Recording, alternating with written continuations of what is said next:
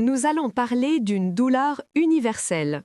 Ce sentiment lancinant de ne jamais être assez. Malgré tous vos efforts, vos sacrifices, vos réussites.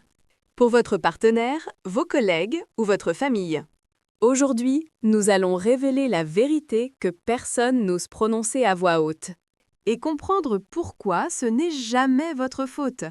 Vous vous épuisez à donner 100%, puis 150%. Vous ajustez votre personnalité pour correspondre à leurs attentes changeantes. Vous devenez le sauveur, l'ami idéal, l'employé irréprochable. Mais l'aiguille de leur satisfaction ne bouge pas. Chaque succès est immédiatement suivi d'une nouvelle exigence.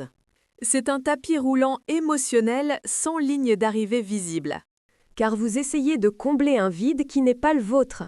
C'est la première et la plus dure des réalités à accepter.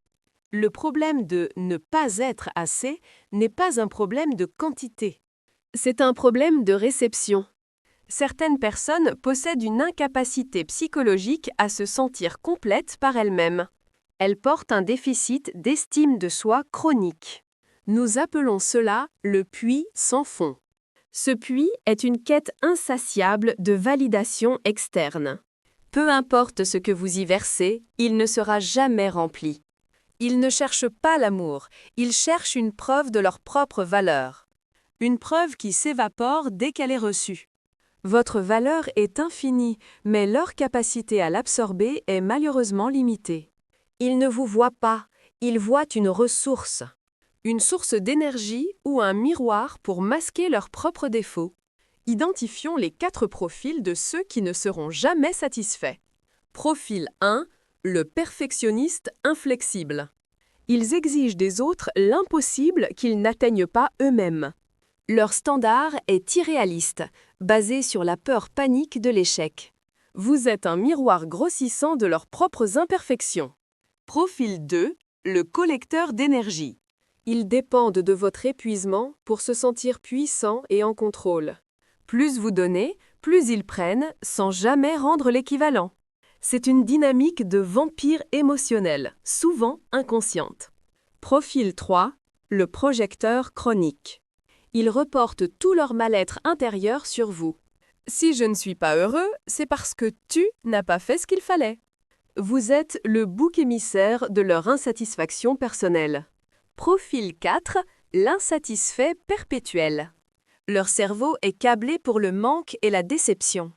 Même la victoire est suivie par la recherche de la prochaine source d'anxiété. Ils ne peuvent pas apprécier la tranquillité que vous leur offrez.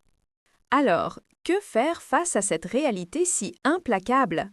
La solution n'est pas de donner plus, c'est de donner différemment. Étape 1. Redéfinir assez. Votre assez n'est pas dicté par leur réception, mais par votre effort intègre. Vous donnez ce qui est sain et juste pour vous. Point final. Étape 2. L'établissement des limites. Une limite n'est pas un acte hostile. C'est une affirmation de votre propre terrain. Dites non aux demandes qui drainent sans retour ou sans réciprocité. Vous n'êtes pas responsable de leur réaction face à vos limites. Étape 3. Laissez-les face à leur vide. Si le puits n'est pas le vôtre, vous n'avez pas à le remplir. C'est leur travail de guérison et de croissance, pas le vôtre. Laissez-les se confronter à la source réelle de leur insatisfaction. Souvenez-vous de cette vérité fondamentale. Vous êtes complet. Votre valeur est intrinsèque et non négociable.